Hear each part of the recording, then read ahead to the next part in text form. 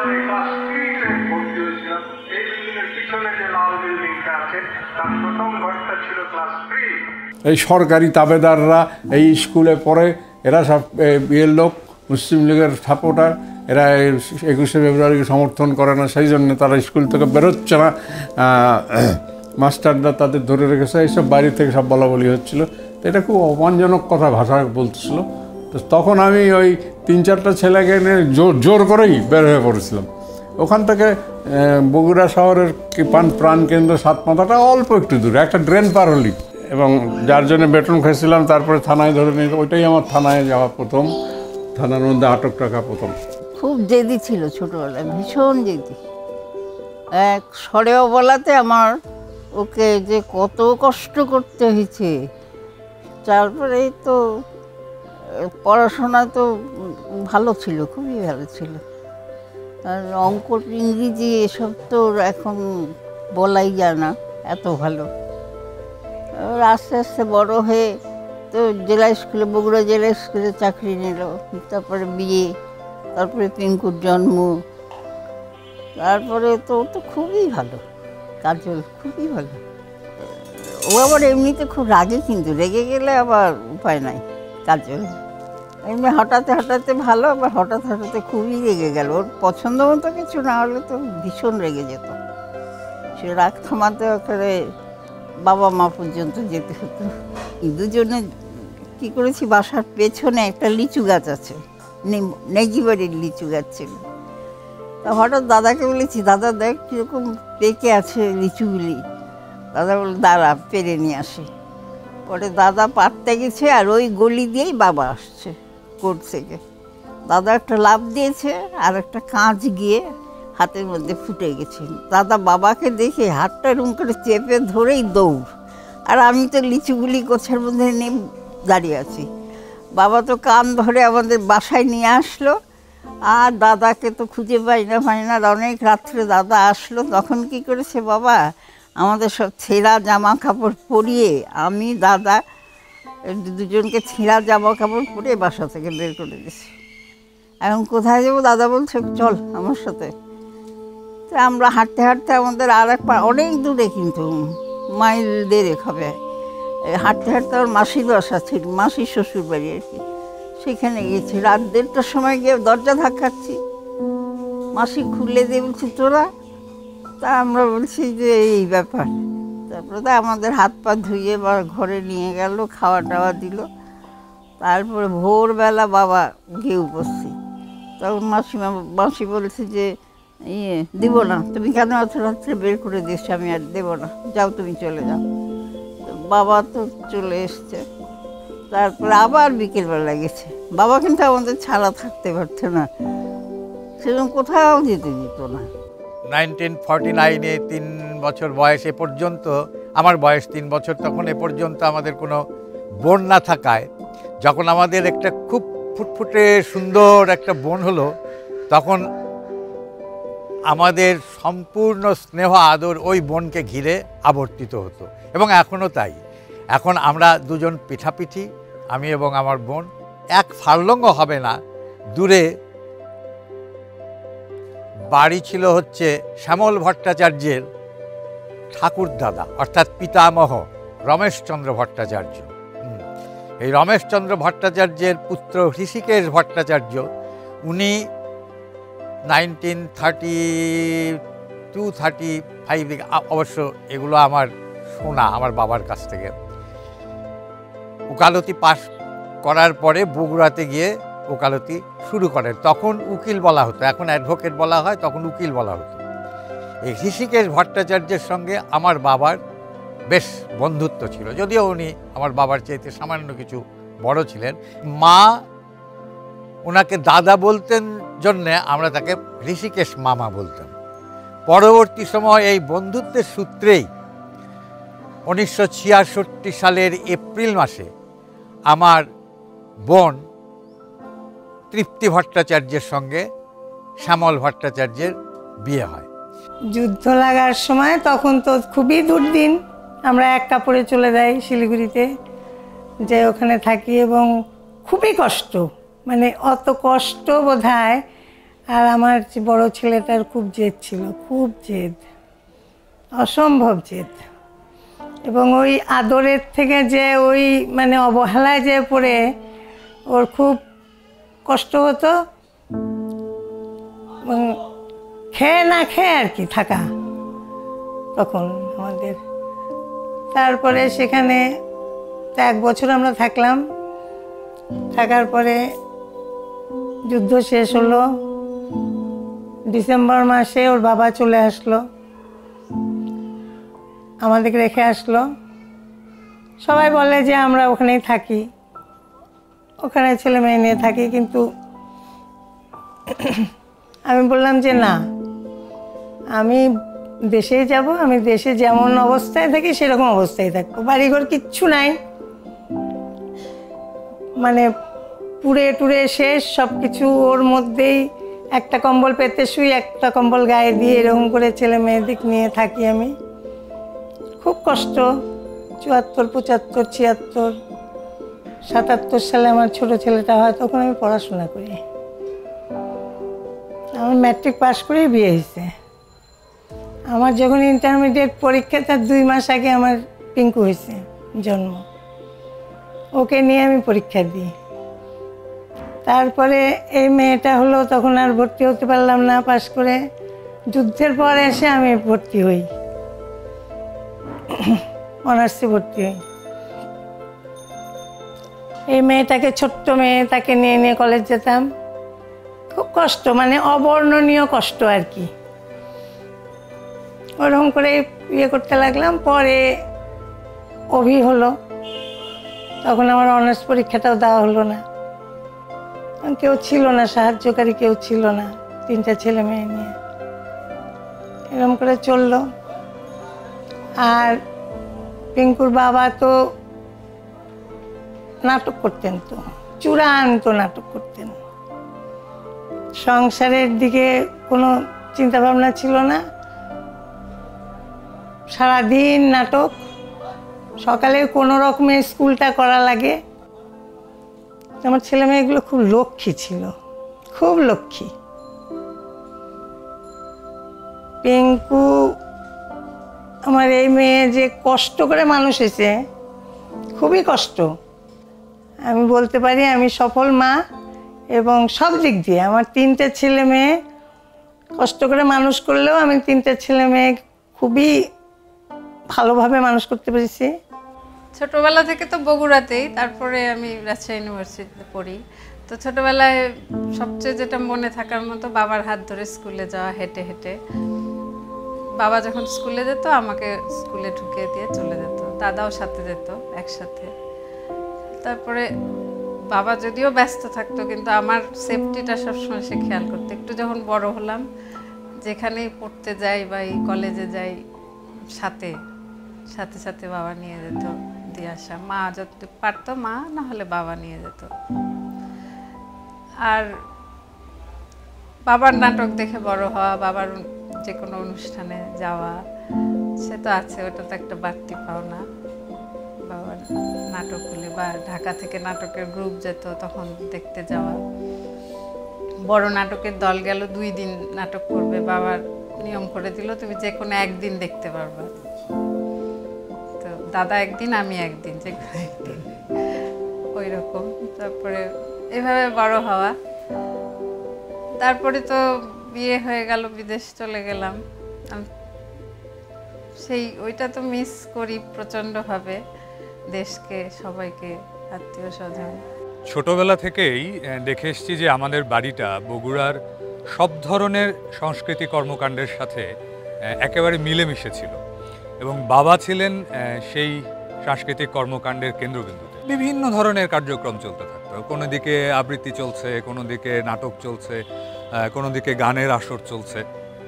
এই ধরনের একটি পরিবেশের মধ্যে আমাদের বেড়ে ওঠা, আমার নিজের বেড়ে ওঠা। আমাদের পরিবারে আমার মাকে সবসময় দেখেছি যে উনি সন্ধ্যা হলে অত্যন্ত নিষ্ঠার সাথে তিনি বাসার যে স্থায়ী যে ছোট একটি ঠাকুর ঘর ছিল, সেখানে তিনি তার পূজা অর্চনা করতেন।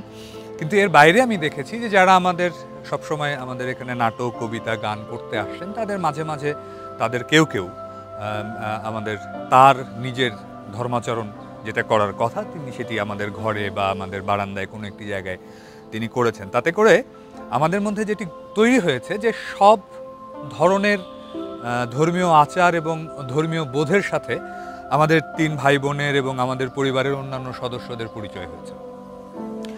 এবং আরেকটি মজার বিষয় হলো যে লাইব্রেরিটি আমাদের ছিল, সেই লাইব্রেরিতে যেরকমভাবে শ্রীমদ্ ভাগবত ছিল, একইভাবে পবিত্র কোরআন ছিল, একইভাবে বাইবেল ছিল, ত্রিপিটক ছিল, সব ধরনের বইগুলো একসাথে রাখা থাকতো। আমাদের যখন যেটা প্রয়োজন হতো বা যখন যেটা মনে হতো আমরা সেটা সেখান থেকে বের করে আমরা পড়তাম। আমাদের কেউ কখনো বলে দেয়নি যে এটি এই ধর্মের বই, এটি ওই ধর্মের বই, বা বাবাও আমাদেরকে শেখানোর চেষ্টা করেননি যে তোমাকে অসাম্প্রদায়িক মানসিকতার মানুষ হতে হবে, এটি বাবা কখনো শিখিয়ে দেয়নি। সেটি আমাদের পরিবারের আবহ, আমাদের আচরণ, আমাদের আশেপাশের মানুষ, আমার পড়াশোনা, বাবার পড়াশোনার চেহারা, সব কিছু মিলিয়ে পরিবারের ভেতর থেকে এই অসাম্প্রদায়িক চরিত্রটি আমাদের মধ্যে তৈরি হয়েছে। এবং সেটি তৈরি হয়েছে আমাদের 3 ভাই বোনের মধ্যে, আমার অন্যান্য যারা পরিচিত জন রয়েছে তাদের মধ্যে, বাবার যারা ভাবশিষ্য ছিলেন তাদের মধ্যে, বাবার ছাত্রদের মধ্যে। এই রকম একটি অসাম্প্রদায়িক চেতনার মানুষ এখন বাংলাদেশে অত্যন্ত বিরল। আমাদের ফ্যামিলিটা মানে আমার ভাই বোনদের ফ্যামিলিটা খুব বড় ছিল, বললামই তো 11 জন। আর আমার ফ্যামিলি ছিল 2 ছেলে 1 মেয়ে। বড়টা পিনাকি, ও ডাক্তার হয়েছিল পরবর্তীকালে।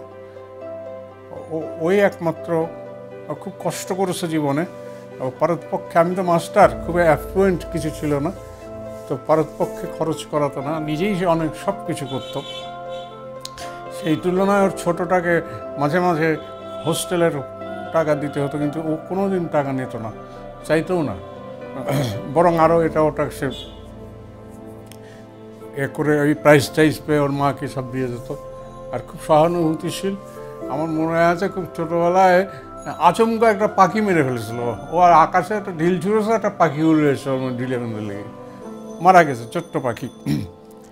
ও যা কান্না সেই সময়, আমি ওকে থামাতে পারি না, এত সহানুভূতিশীল। আর সবার প্রতি তার খুব দরদ, আর মেধাও তার যথেষ্ট ভালো।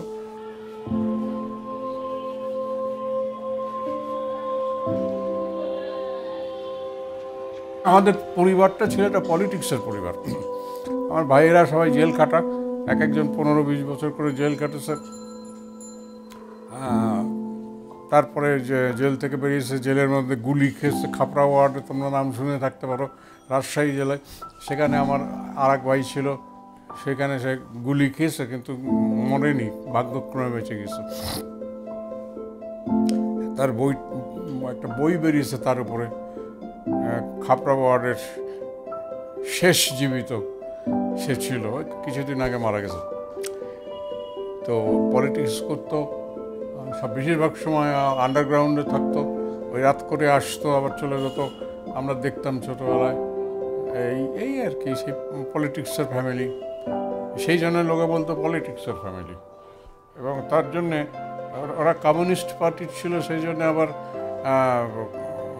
কমিউনিস্ট বিরোধীরা যারা ছিল তারা বাড়িতে অত্যাচার করতো, ঢিল মারতো রাত্রে করে, আমাদের গরু ছিল গরু মেরে ফেলতো, এইসব অনেক অত্যাচার হয়েছে এক সময়।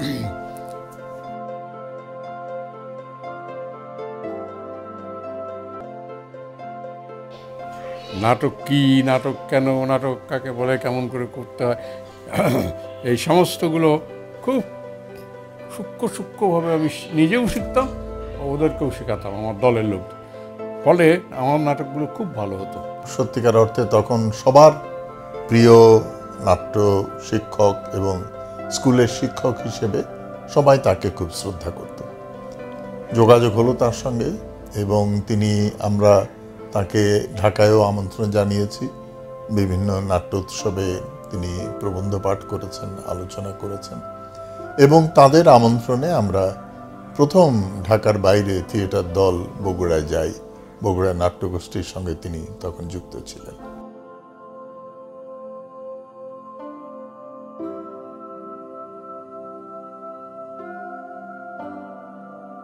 কোনো নাটক আমি মানে আমি তো না, শুধু আমি পাড়া প্রতিবেশী সবাইকে নিয়ে আমি নিজে টিকিট কেটে, মানে সেই নাটকের দিনগুলোর কথা ভোলা যায় না। অসম্ভব ভালো নাটক। সব নাটকের দলও যেত, রাবীন্দ্র মজুমদার, ফেরদৌসী মজুমদাররা গেল, যে আমাকে বলে যে বৌদি দাদা এত ভালো নাটক করে, আপনি কেন করেন না?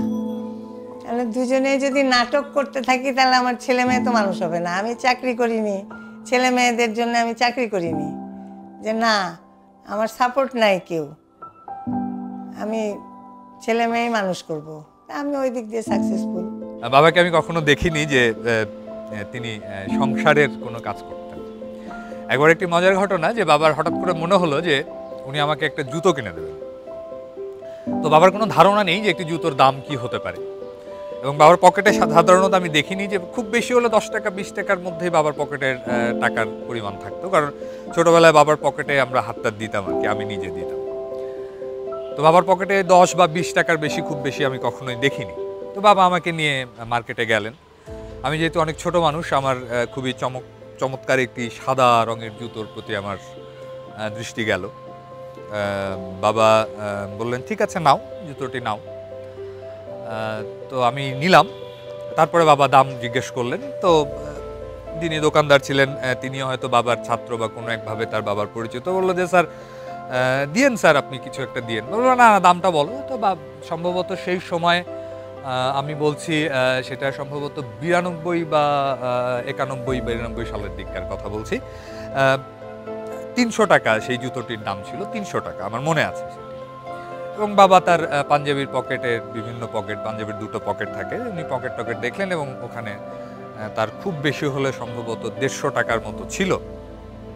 তো বাবা আমাকে দেখে বললেন যে অভি তুমি কাজ করো, আমার পকেটে তো টাকা নাই, তুমি একটু তোমার মার কাছে গিয়ে দেখো যে টাকা আছে কিনা। তো আমি ওখান থেকে বাড়ি গেলাম, বাড়ি গিয়ে মাকে বললাম যে মা কয় টাকা দাও। মা আমাকে অত্যন্ত বকাঝকা করলেন যে তুমি কেন এই টাকা এই এত টাকার দামি জুতোটা তুমি কিনলে। তো যাই হোক আমি টাকা নিয়ে গেলাম, গিয়ে আবার তারপরে টাকাটা দিয়ে আমি সেই জুতোটি কিনলাম। এবং পরে বাসায় ফিরে আমার সত্যি সত্যি খুবই মনে হলো যে এই জুতোটি কেনা আমার ঠিক হয়নি, কারণ আমাদের জুতোর দাম খুব বেশি হলে সেই সময় 50 বা 100 টাকার মধ্যে আমরা জুতো পরতাম স্কুলে যাওয়ার জন্য।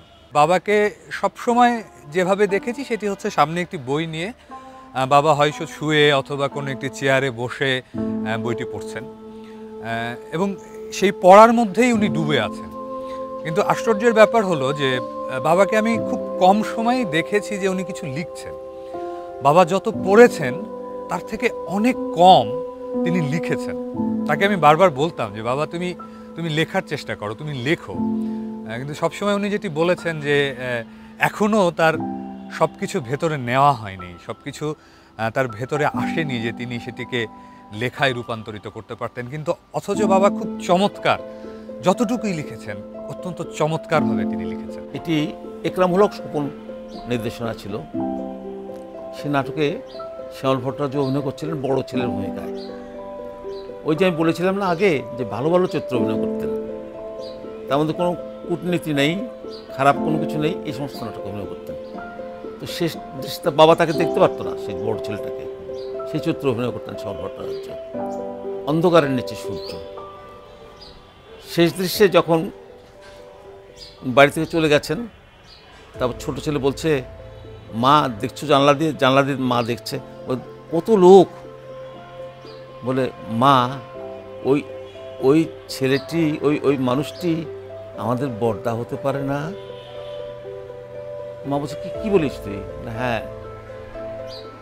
হ্যাঁ মা, ওই ছেলেটি ওই মানুষটি আমাদের দাদা, কাল রাত্রে অনেকগুলো ঘুমের ওষুধ খেয়ে আত্মহত্যা করেছেন এবং পুরস্কার পেয়েছেন, জাতীয় পুরস্কার। সেই পুরস্কারের মূল্য 1 লক্ষ টাকা। এবং সে সময় যে কান্নাটা আমাদের অভিনেত্রী কান্নাটা কেঁদেছিল, সে বোধহয় দর্শকরা যারা ছিল মিলনায়তন তারা কেউ চোখে জল ধরে রাখতে পারেনি। এটা আমার চোখে জল এসেছিল।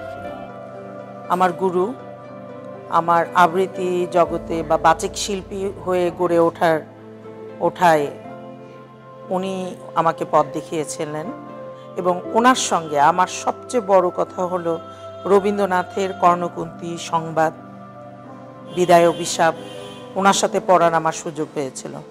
আজকে আমি যে বাচিক শিল্পী, এটার জন্য ওনার যে অবদান সেটা আমি কখনোই ভুলব না। দুঃসময় যদিও সন্ধ্যা আসিছে মন্দ মন্থরে, সব সঙ্গীত গেছে ইঙ্গিতে থামিয়া, যদিও সঙ্গী নাহি অনন্ত অম্বরে, যদিও ক্লান্তি আসিছে অঙ্গে নামিয়া, মহা আশঙ্কা জপিছে মৌন অন্তরে, দিকি দিগন্ত অবগুণ্ঠনে ঢাকা, তবু বিহঙ্গ ওরে বিহঙ্গ মোর, এখনই অন্ধ বন্ধ করুণা পাখা। তার দিকে তাকাতে হলে আকাশ দেখতে হতো। আমরা আকৃতিতে ছোট ছিলাম তার কাছে অনেক, কিন্তু উনি আমাদেরকে আকাশ দেখতে শিখিয়েছেন।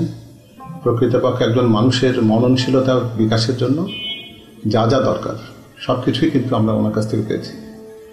আমার দেখা প্রথম আধুনিক মানুষ শ্যামল স্যার। আমরা যখন স্কুলে পড়ি তখন স্কুলের একটা নতুন সাবজেক্ট ছিল ইন্ডাস্ট্রিয়াল আর্টস। আমরা বন্ধুদেরকে দেখতাম সেই ক্লাসে যেতে, এবং শ্যামল স্যার তাদেরকে নিয়ে বিভিন্ন রকম যন্ত্রপাতির খেলা দেখাতেন। এবং সত্যিকার অর্থে যখন একদিন তাকে ক্লাসে দেখলাম আমরা, তখন ব্ল্যাকবোর্ডে যে মানুষটির হাতে লিখছেন, অসম্ভব সুন্দর হাতের লেখা, ডান হাতে। একটু পরে অবাক হয়ে তাকিয়ে দেখলাম যে তার ডান হাতে লেখা চলে গেছে বাঁ হাতে, কিন্তু লেখার মান এতটুকু কমেনি। সেই শুরু এবং জীবনের সেই দিন পর্যন্ত উনি শুধু শিখিয়ে গেছেন। তার নামের সাথে যে পদবীটি আছে তাতে কিন্তু ওনার একজন কুলীন হবার কথা, কিন্তু তার কৌলিন্যকে উনি এতটাই আধুনিকতার পর্যায়ে নিয়ে গেছিলেন যে একজন কুলীন ব্রাহ্মণ যখন আমাদের ক্লাসে এসে আরবি পড়াতেন, বা আরবি শিক্ষকের অবর্তমানে যখন ইসলামিয়াতের ক্লাস নিতেন, তখন কখনো মনে হয়নি যে বিষয়টি উনি জানেন না। তিনি কতটা জ্ঞানী বা গুণী মানুষ বা কি জানেন, এটা চাইতে অনেক সোজা কি উনি জানেন না সেটা বলা। বিশ্ব সাহিত্য কেন্দ্রের চর্চা আমাদের এই বগুড়া শহরে শিশু কিশোরদের মধ্যে লেখাপড়ার উন্মেষণা আনা, আধুনিকতা আনা, সব কিছুর ক্ষেত্রে এতটাই অগ্রণী উনি ছিলেন যে তার এই শূন্যতা পূরণ করার কোনো সুযোগ নেই। পিছনের উপরে জায়গা কমে যাচ্ছে, মানুষ বেশি হয়ে যাচ্ছে, অনেক বেশি হয়ে যাচ্ছে। পৃথিবী হয়তো একদিন, আমার মনে হয় মাঝে মাঝে ভাবিও তাই, যে একদিন হয়তো এই ভূমণ্ডলটা, এই নীল ভূখণ্ডটা, চাঁদ থেকে যখন চাঁদে মানুষ গিয়েছিল তখন চাঁদের আকাশে যে পৃথিবীর উদয় হয়েছিল সেই ছবিটা তোমরা নিশ্চয়ই দেখেছ। নীল আর্মস্ট্রং যার ছবিটা তুলেছিলেন, ওটা নীল দেখা যাচ্ছে, নীল মানে সমুদ্রে ঘেরা। এই নীল গ্রহটাকে হয়তো কোনো এক গ্রহরা হয়তো কোনো একদিন কক্ষচ্যুত হয়ে আর দিকে চলে যাবে, কক্ষচ্যুত হয়ে, যেটা মহাকাশে প্রতিনিয়ত ঘটছে, যে গ্রহগুলো, কোন গ্রহাণুগুলো কক্ষচ্যুত হয়ে একদিকে দৌড়ে চলে যায়, অথবা কোনো একটি ধাক্কা, কোনো কার সঙ্গে ধাক্কা খায়। আমাদের এই পৃথিবীর ভূমণ্ডলের অক্ষটা যে 60 ডিগ্রি কোণে বেঁকে আছে, যার জন্য অনেক সুবিধা আমাদের রয়েছে, সেটা তোমরা নিজে জানো, ভূগোল পড়লে জানবে। যে 60 ডিগ্রি হয়ে গেছে কোণ, এইটা কোনো একদিন, কোনো এক অতীতকালে, বহু কোটি বছর অতীতকালে আরেকটি গ্রহ তার পাশ দিয়ে যাওয়ার সময় তাকে ধাক্কা মারছিল, যার জন্য খাড়া অক্ষটা বেঁকে গিয়েছে, যার জন্য এই ঋতু বৈচিত্র্যগুলো দেখা যায়। এই বাঁকা না হলে এই ঋতু বৈচিত্র্যটা দেখা যেত না, হতো না। ওই শনি গ্রহের মতো সোজা থাকতো, শনি বলছি বৃহস্পতি গ্রহের মতো সোজা থাকতে হলে ঋতু পরিবর্তন হতো না। আমি তাকে প্রথম দেখি দিনাজপুরে, যখন আমার পিসির সাথে তার বিয়ে হয়। এটা 1966 সালের কথা যতটুকু মনে পড়ে। স্কুল ছেড়ে তখন কলেজ থেকে বিশ্ববিদ্যালয়, তখন একটু একটু করে তার কাছাকাছি যাওয়া শুরু করি। বগুড়ায় গেলেই তখন দেখতাম সন্ধ্যা থেকে পিসেমশাই বাসায় থাকতেন না, বিভিন্ন জায়গায় বিভিন্ন সাংস্কৃতিক কর্মকাণ্ডে চলে যেতেন। বগুড়ায় যে থিয়েটার আন্দোলন, থিয়েটার মুভমেন্ট এবং সাংস্কৃতিক চর্চার যে একটা ভিত্তিপ্রস্তর বলা যায় অথবা ভিত্তি বলা যায়, সেটা অনেকাংশেই তিনি স্থাপন করেছিলেন।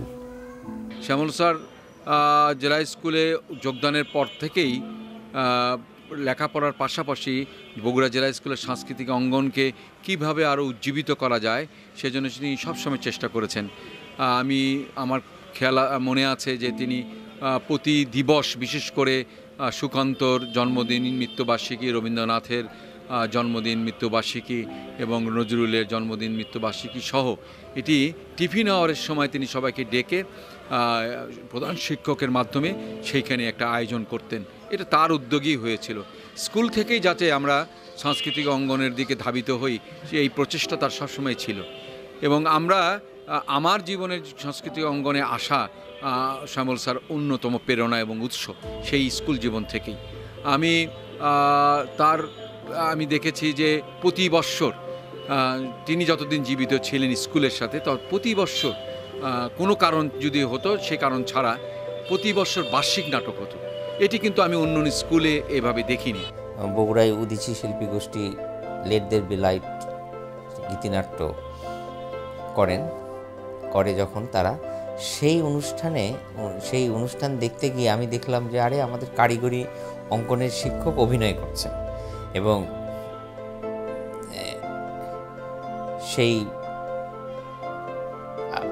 এখানে একটু বলে নেওয়া দরকার, শ্যামল ভট্টাচার্য ছিলেন অত্যন্ত সুপুরুষ,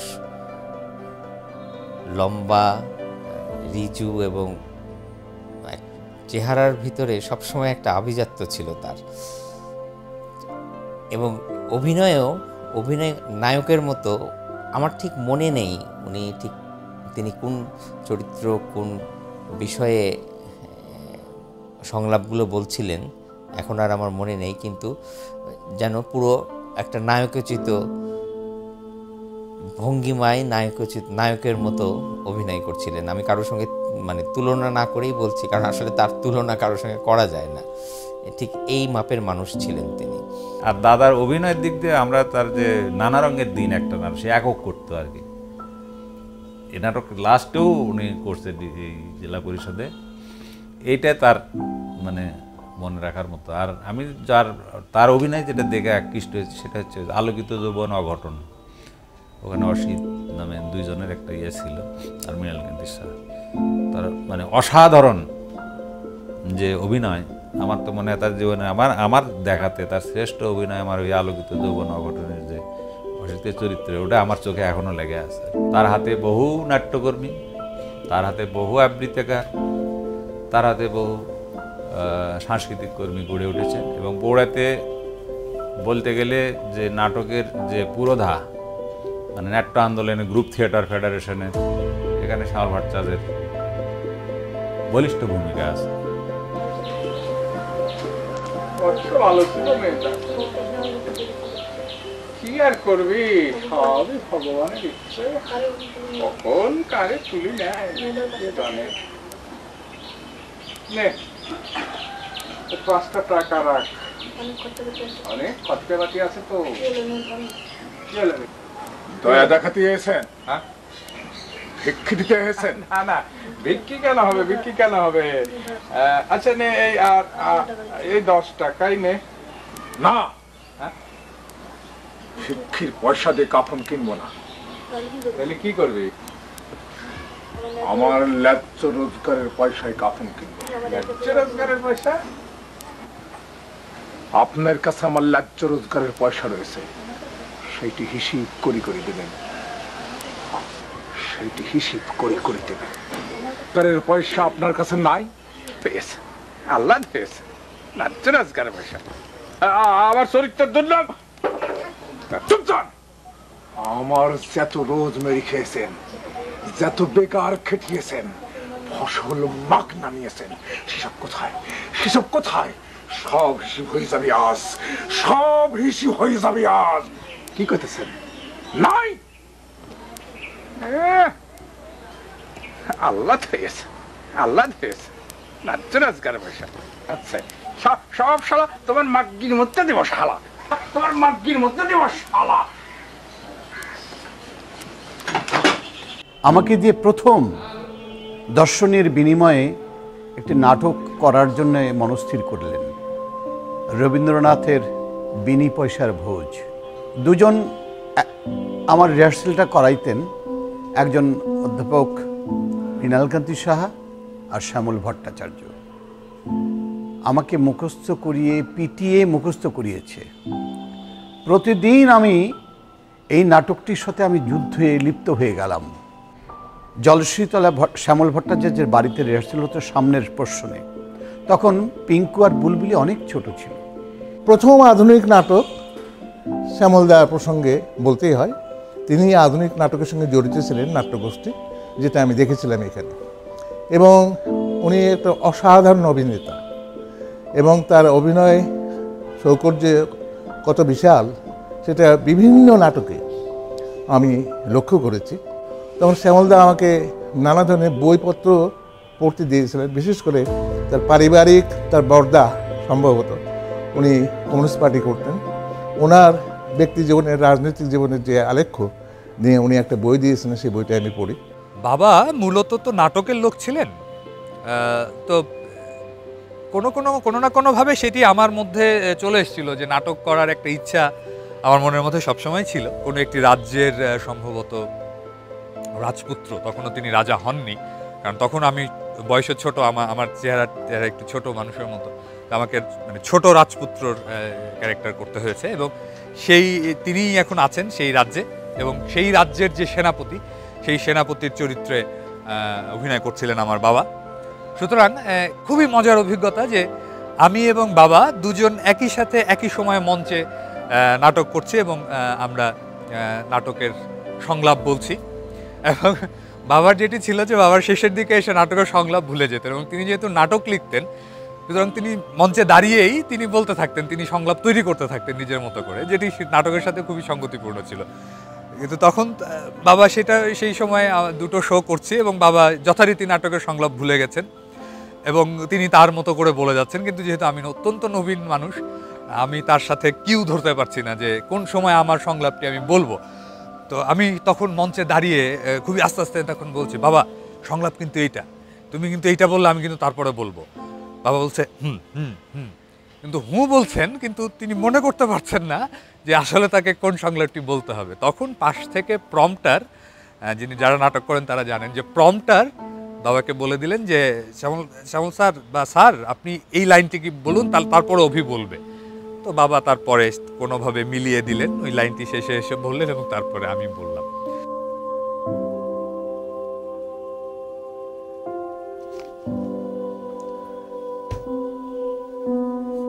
আমার এই বই সংগ্রহ নিয়ে অনেকেই জিজ্ঞাসাবাদ করেছেন, কিন্তু আমি খুব আশ্চর্য হই যে এই সংখ্যক বই তো অনেকের বাড়িতে, অনেক পণ্ডিত গবেষকের বাড়িতেই আছে, আরও বেশি সংখ্যায় আছে। তো আমি তো একটা ছোট চাকরি করতাম, তার এতে খুব বেশি বই কেনা যায় না। তবে এটা ঠিক যে আমি যে দুই একটা করে বই কিনতাম, সেটা হারাতে দিতাম না বা কাউকে দিতাম না, দিলেও সেটা ফেরত নেওয়ার ব্যবস্থা করতাম। তার লিখে রাখতাম অনেকের নাম খাতায়, যে পরে যাতে পাওয়া যায়। কাজে আমার এই বই হারায়নি। আমার প্রথম জীবন থেকে এই বইগুলো থেকে গেছে। তবে রাখার জায়গাটা এরকম সুন্দর ছিল না, কারণ আমার বাড়িঘরই তো ছিল না বলতে গেলে, মাটির বাড়ি ছিল একটা, সেখানে এত বই রাখা যায় না। সেই জন্যে এই বাড়িটা যখন ভেঙে নতুন করে করা হলো, আমার ছেলেরা সাহায্য করলো, তখন সেই সুযোগে এটা বানিয়ে নিয়েছি। শুধু এখানেই না, অন্য ঘরেও আরও বই আছে, এখানে ওখানে অনেক বই আছে, এত সব সাজানো যায়নি, আটানো যায়নি। তো বইয়ের মধ্যে কোনো বিশেষ ধরনের বই যে বেশি আছে তা নয়, আমি সব ধরনের বই পড়ি, কাজে সব ধরনের বই আছে। কিছু ইতিহাসের বইয়ের সংখ্যা বোধহয় একটু বেশি হবে, কারণ ইতিহাসটা আমার একটু পছন্দের বিষয়। পুরাতত্ত্ব ইতিহাস এগুলো খুব পছন্দের বিষয়। আর ভাষার ব্যাপারটা তো আমি পড়াতামই, ব্যাকরণ পড়াতাম, বাংলা ব্যাকরণ পড়াতাম, সেই জন্যে এই ধরনের বই কিছু আছে। একটা কথা আমার মনে আছে, স্যার ঢাকায় এসে আমার সঙ্গে বই কিনতে গেলেন ইসলামিক ফাউন্ডেশনে, এবং স্যার বললেন যে সব কিছুই তো আমার মোটামুটি সব জিনিসই আছে, ইসলামিক বিশ্বকোষটা আমার নাই। আমি বললাম স্যার এটা কি করবেন? একটু পড়ে দেখতাম আর কি। তো ইসলামিক ফাউন্ডেশন ইসলামিক বিশ্বকোষ কিনতে গেলাম। দুটো বইয়ের দাম 1000 টাকা সেই সময়। স্যার ভদ্রলোক ক্যাশ মেমো লিখছেন, আমি স্যার পাশে দাঁড়িয়ে আছি। ক্যাশ মেমো লিখতে লিখতে জিজ্ঞেস করলেন আপনার নাম? তিনি বললেন যে শ্যামল ভট্টাচার্য। অর্ধেক লিখতে লিখতে লোকটা চমকে কিছুক্ষণ তাকিয়ে থাকলো মুখের দিকে, তারপর উঠে দাঁড়িয়ে বলল আপনি একটু দাঁড়ান, আমি আসছি। ভিতরে গেল এবং জানি না হয়তো তার ঊর্ধ্বতন কর্মকর্তার সঙ্গে কথা বলে একটু পরে এসে বলল আপনার জন্য 50% ডিসকাউন্ট, 500 টাকা। তো এই কথাটা আমি বলছি এই কারণে যে শুধুমাত্র ইসলামিক বিশ্বকোষ নয়, জ্ঞানের ক্ষেত্রে সব ধরনের বিশ্বকোষ বা নান্দনিক সব বিষয়েই তার পড়ার ছিল প্রচণ্ড আগ্রহ এবং অন্যদেরকে সেটা উৎসাহিত করতেন। আমার এক আত্মীয়র অসুস্থতার কারণে বেশ কিছু টাকা দরকার, সেটা সেই সময় খুব আমার মনে নেই, 20-25 হাজার এরকম হবে। তো স্যার আমার কাছ থেকে শোনার পরে স্যার বললেন যে এক কাজ করি চলো। উনি তার ড্রয় থেকে একটা মলিন পাস বইয়ের মতো একটা বই বের করে হিসাব টিসাব করে আমাকে বললেন এখানে 6000 টাকা আছে পোস্ট অফিসে, চলো এই টাকাটা তুলে নিয়ে আসি।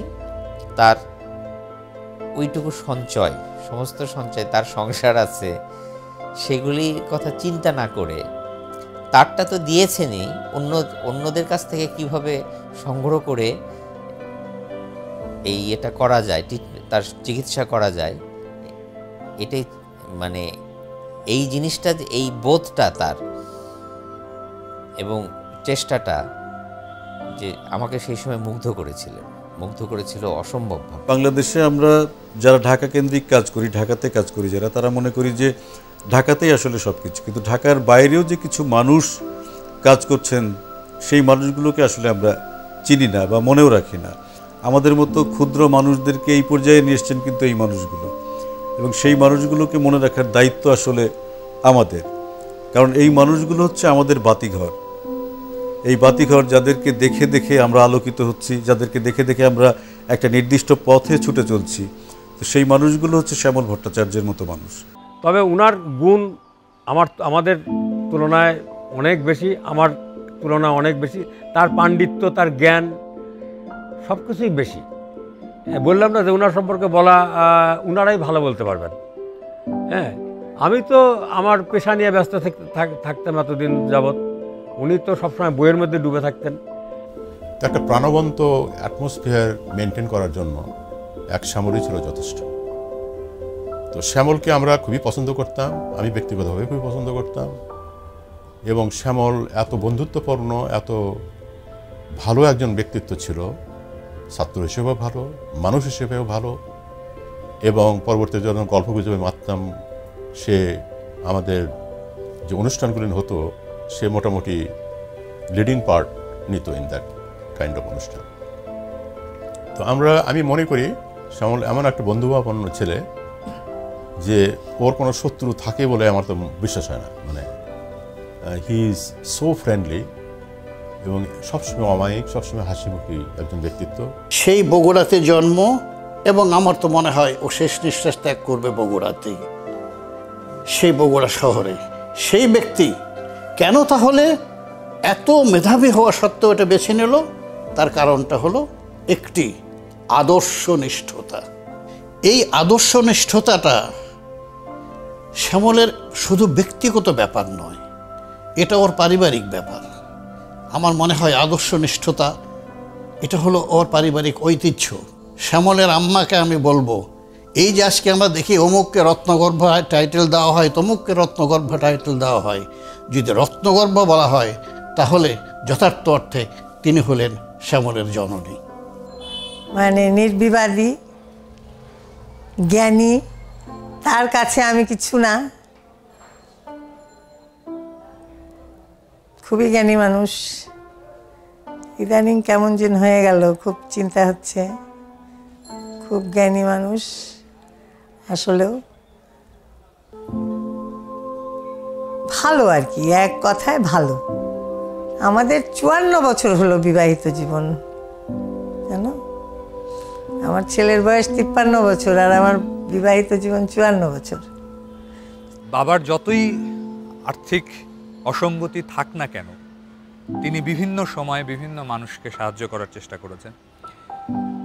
শেষের দিকে এসে তিনি একটি অসচ্ছল, আমার দেখা একটি অসচ্ছল পরিবারকে তিনি রিক্সা কিনে দিয়েছেন।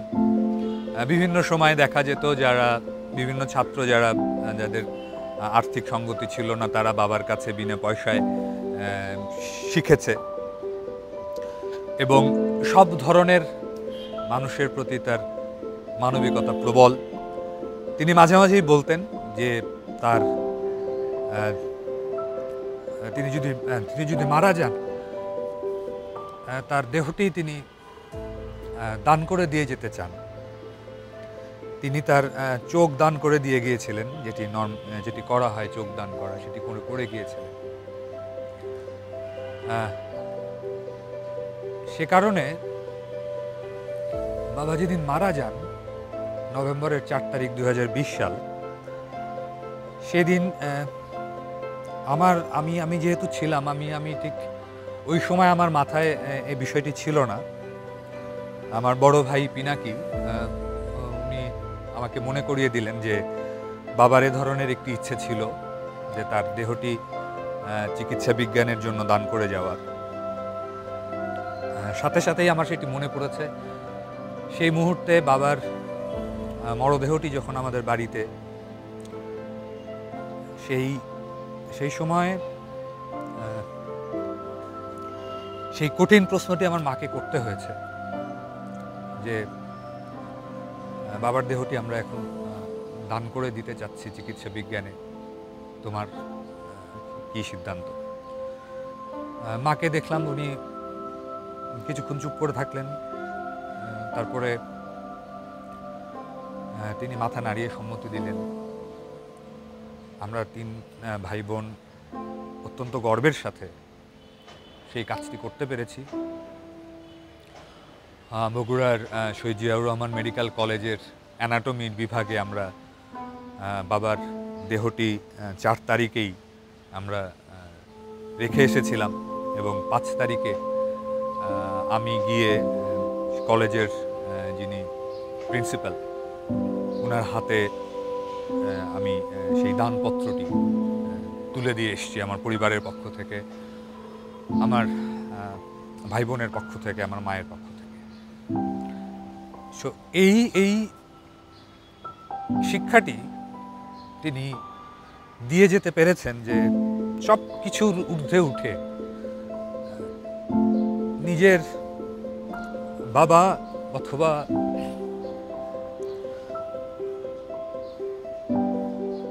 সামাজিকতা, ধর্মীয় মূল্যবোধ সব কিছুর বাইরে উঠে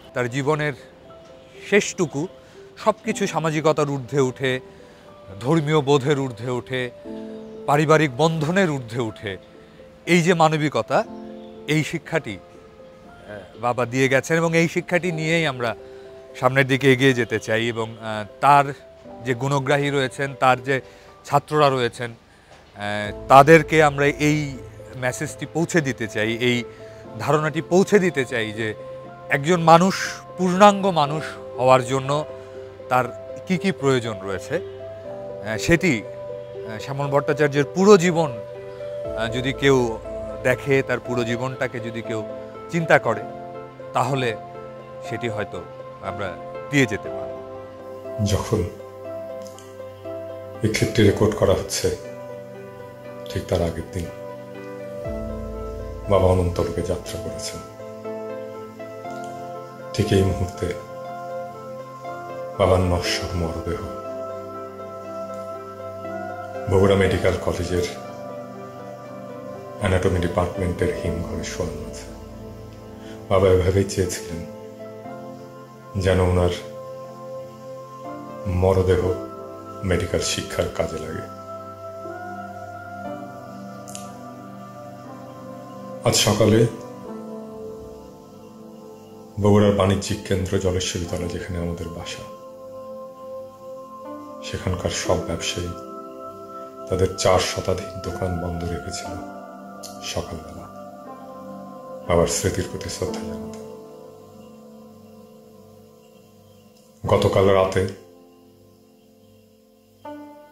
রাত 11:30টায় যখন বাবার মরদেহ শেষ শ্রদ্ধা জানানোর জন্য বগুড়া জেলা স্কুলের মাঠে নিয়ে যাওয়া হয়, তখন সারা শহরের মানুষ ভেঙে পড়েছিল। বগুড়া নাট্যগোষ্ঠীতে বাবা যখন যুবক অবস্থায় নাটক করতেন, সেই সময় একটা নাটক করেছিলেন অন্ধকারের নিচে সূর্য। একজন ত্যাগী আদর্শবাদী মানুষ নাটকের শেষ দৃশ্যে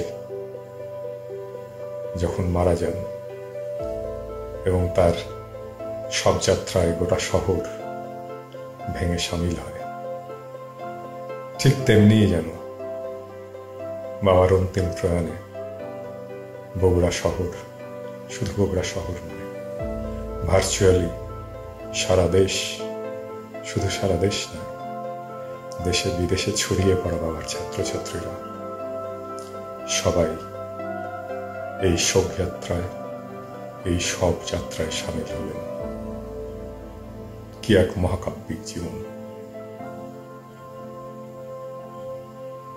বাবা বলতেন, পৃথিবীতে একটা পরাজয় গৌরবের, তা হচ্ছে ছাত্রের কাছে পরাজয়। বাবার যারা ছাত্র আছেন, ছাত্রী আছেন, তারা সবাই স্বপ্নে, কল্পনায়, কর্মে, জীবনে, আদর্শে, ত্যাগে, নিষ্ঠায়, ভালোবাসায় শ্যামল ভট্টাচার্যকে অতিক্রম করে যাওয়ার চেষ্টা করবেন। সেটাই হবে তার প্রতি জানানো যোগ্য সম্মান।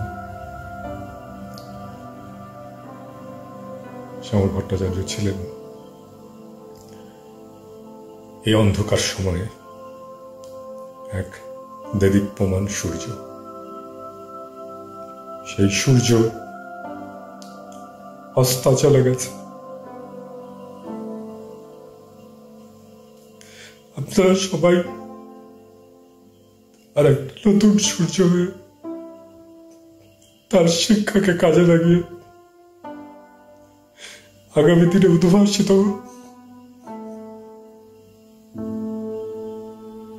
সেটাই ছিল বাবার স্বপ্ন।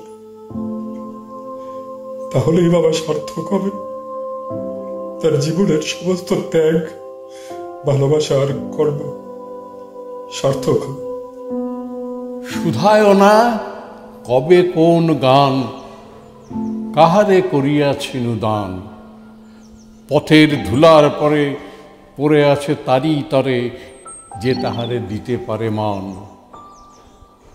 তুমি কি শুনেছ মোর বাণী, হৃদয়ে লইছ তারে টানি, জানি না তোমার নাম, তোমারই সপিলাম আমার ধ্যানের ধনখানি।